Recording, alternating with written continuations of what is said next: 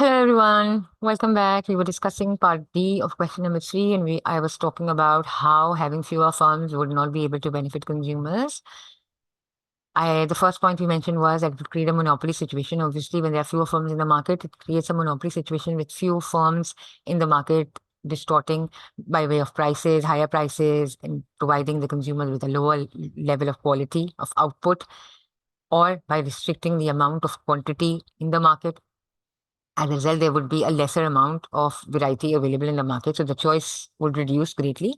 Or it could be possible that they would lead towards diseconomies of scale, which is that problems might cause unit costs to rise as firms expand beyond their optimum size. Communication problems or poor industrial relations could also occur if there are fewer firms in the market. So again, concludes this paragraph, you could say that it might be that having fewer firms in the market would not be favorable for the consumers. It might create a monopoly situation, and they might be forced towards paying higher prices for comparatively lesser quality of goods. So it's better to have more firms that might be small in size rather than having few large firms dominating the market and distorting uh, the consumers by way of charging them higher prices. All right. So let's move towards question number 4. Question number 4 says, in the US, the supply of meat from emus, a large bird, is price elastic. Recently, US farmers have switched to keeping other livestock and growing crops that change their demand for labor. US farmers are influenced by the subsidies the government provides for the production of selected food items. Some people are reluctant to become farm workers as they think that their living standards are low in rural areas. So they are trying to say that initially the farmers used to provide the supply of meat, but then this supply of meat is highly price elastic. So a little change in the price considerably affects the supply of this particular type of meat in the market. So the demand for labor is greatly dependent upon what types of produce they are growing on their farms, the farmers. And the government greatly subsidizes the production of selected food items. And it's been thought that the living standards of farm workers living in rural areas is comparatively lower. So the first part they ask you is to define elastic supply. We all know that elastic supply refers towards what does it mean? That the price elastic supply is greater than 1. Or you could say that the percentage change in quantity supplied is greater than percentage change in price. You've mentioned this, you've got 2 marks. You just need to define it. But we asked you to explain 2 reasons why a government may subsidize food production. Now you need to identify 2 reasons, and then you need to build upon those 2 reasons identified. This way you're going to get 4 marks. Any of these reasons I've identified any 2 reasons. You could say, yes, if the government would go ahead by subsidizing food production, the cost of production would fall. When the cost of production falls, obviously the firms would be able to produce more output. And if there exists a shortage of food items in the market, the shortage would considerably reduce. Or you could say that subsidizing food production would obviously enable the cost of production to fall, and the farmer's income will rise and the standard of living will increase. If the subsidies are being provided, so the cost of production will fall and the price of the food items will also fall. So the benefit could be passed on to the consumers, and more people will be having access to basic necessities of life. The affordability will increase. You could also say that providing subsidies would mean that the quality of the output or the quality of production will considerably improve, and the consumers are going to consume high quality products. Their health is going to improve, the productivity levels will increase, and overall the life expectancy of people of that economy will increase. You could also say that subsidizing the food production would enable the the country to be self-sufficient in the production of food items, and as a result export would increase. The imports of food items will fall, the exports of food items will increase, and balance of payment will be in a favorable position. Similarly, it could also be that subsidizing the food production would mean that the level of unemployment will fall, and the standard of living of people in the rural areas will also increase. So any of these 3 points building upon them, or any of these 2 points building upon them would yield you 4 answers. Any of these 2 points building upon them would yield you 4 marks. Part C says, analyze what influences a farmer's demand for labor. It's a 6 mark. So I've identified whatever possible reasons it could be, you can identify or mention any of these 3 points, and then building upon any of these 3 points will give you 6 marks. So what would greatly affect a farmer's decision for the demand for labor would depend upon the type of farming. So if the farmer is going for labor intensive or capital intensive farming. If it's labor intensive farming, obviously the demand for labor would be high. If it's capital intensive, obviously will be employing more machines, so no need to demand high amounts of labor. The skill of labor. The labor is highly skilled, so the higher the skills of the labor, the higher the productivity level will be. Cost of labor. If yes, the labor is cheap or the labor wages are lower, so the demand for labor would be higher. Otherwise, it won't be. It depends on the season. If it's a harvesting season, so the farmers will be requiring more helping hands. If depends on the farm size, the larger the farm size, the bigger the farm is, the more helping hand the farmer would be requiring. So the demand for labor would be high. Then they talk about the demand for the farm output they produce. If the farm output that the farmers are producing is greatly in demand, so then they would be needing more amount of labor to increase their production levels. Then it depends upon the subsidies. If the government is subsidizing farmers and giving them more subsidies, so it would reduce their cost of production and they would be employing more workers and expanding their production. All right. So identify any 3 points, build upon them, and then get 6 marks. Part D. Part D asks you to discuss whether people living in cities have a higher standard of living or they do not have a higher standard of living. And then in the end, you provide a conclusive paragraph. All right. So you see, we can say that yes, people in living cities might have a higher standard of living. Why? Because they have a better infrastructure, they have more roads, better constructed roads, the access, they have got better access to health and education facilities. There is the employment level is high. They've got more employment opportunities. They've got more options. And for leisure activities, they've got more entertainment facilities available. And as a result, they enjoy higher levels of income. They will enjoy a higher standard of living. However, you could say that no, people living in cities might not have a higher standard of living because they are also exposed to more negative externalities in the economy. They could be experiencing higher levels of pollution. There could be a higher level of stress level, the level of congestion. There's a lot of crowding in cities, and moreover, the living expenses in the cities is higher than living in rural areas. So again, a conclusive statement, you could say that yes, it could be that the living standard in rural, the people living in cities might have a higher standard of living. If there is they might be enjoying it, but then it also depends that the level of pollution and the higher level of stress is also greatly affecting or hampering the standard of living they enjoy, right? It comes with a cost. It's not like that. Question number 5. Question number 5. In 2020, Singapore experienced a decrease in both its population size and its labor force. At the same time, the population was also shrinking and the size of the labor force was also reducing. 2020 was a great year. It was a year of great change in a number of Singaporean markets. How some moved from disequilibrium to equilibrium. All right.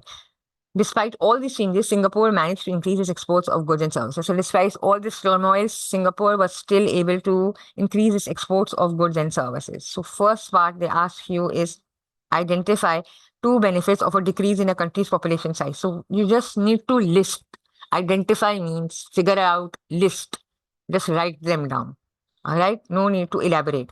So obviously when a population size is decreasing, what happens? Less dependence, less burden on healthcare, less food would be required, lower levels of inputs, less pressure on resources, lower levels of unemployment, right? Any 2, identify, put it down, you get those marks. Part B, explain how a market moves from disequilibrium to equilibrium. Now, when does a disequilibrium situation occur?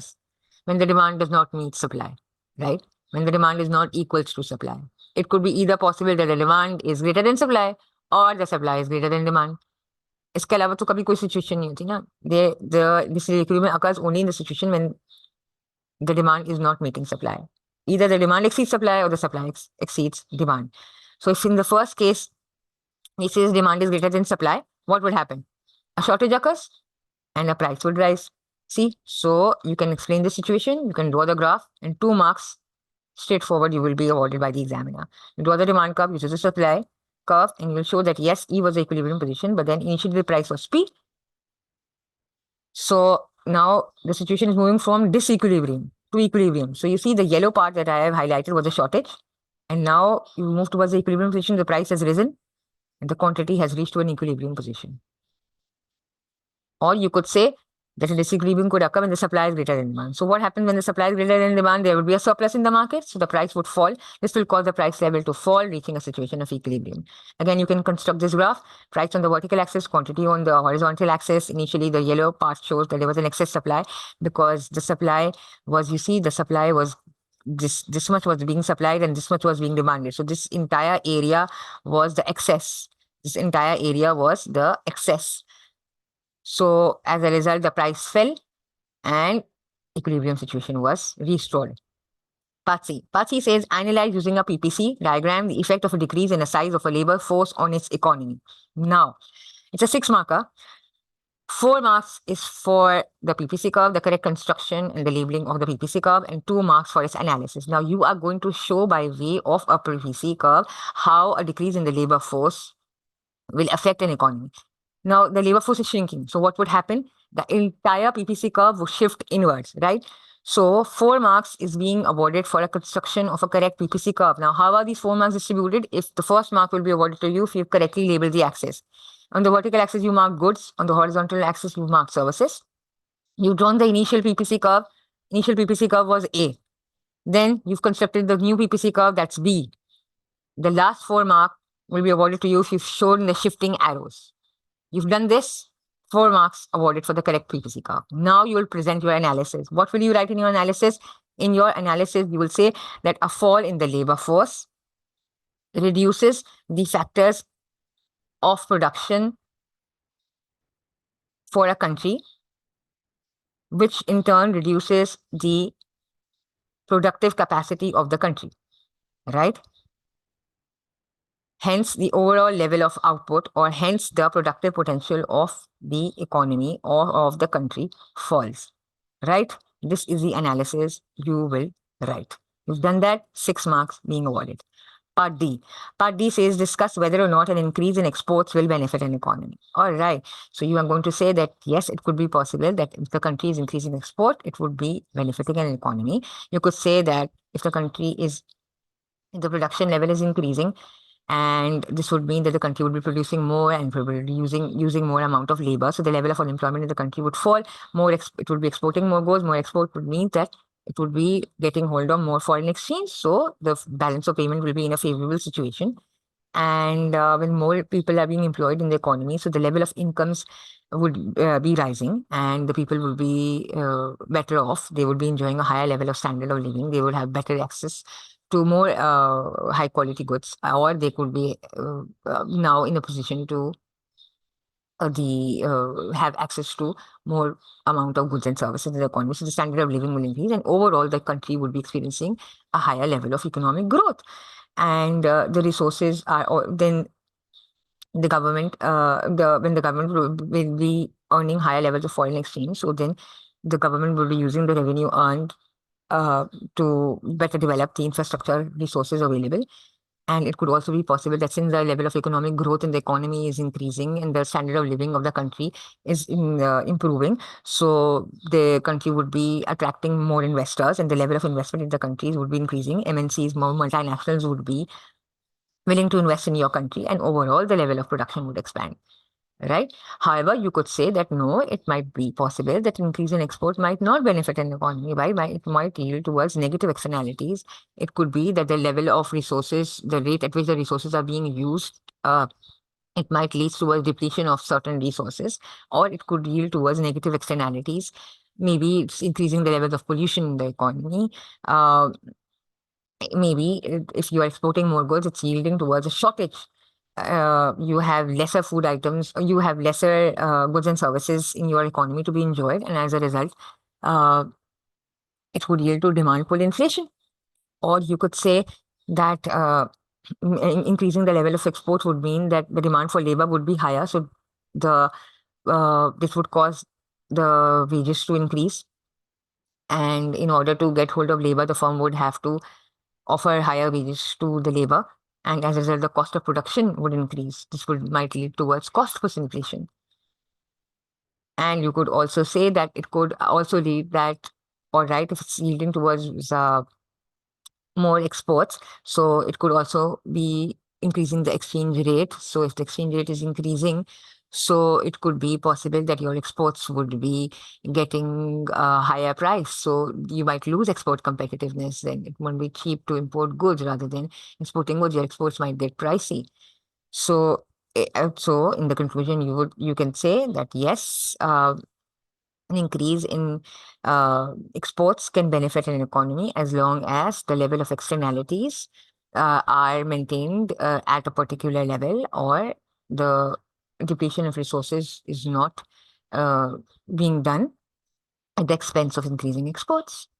Or you could say that the benefits in the form of standard of living, or the benefits in the form of a higher levels of economic growth outstrips the externalities that the level of, by increasing the level of exports, could be hampering the economy or doing to the economy, right? So you need to justify your statement. All right. I hope you have understood all the questions that we've discussed in this variant, and feel free to offer me any suggestions or let me know how good you found this paper solving with me was. And I hope you thoroughly enjoyed. See you back in another with another variant. Uh, Take care and all the best for your preparation.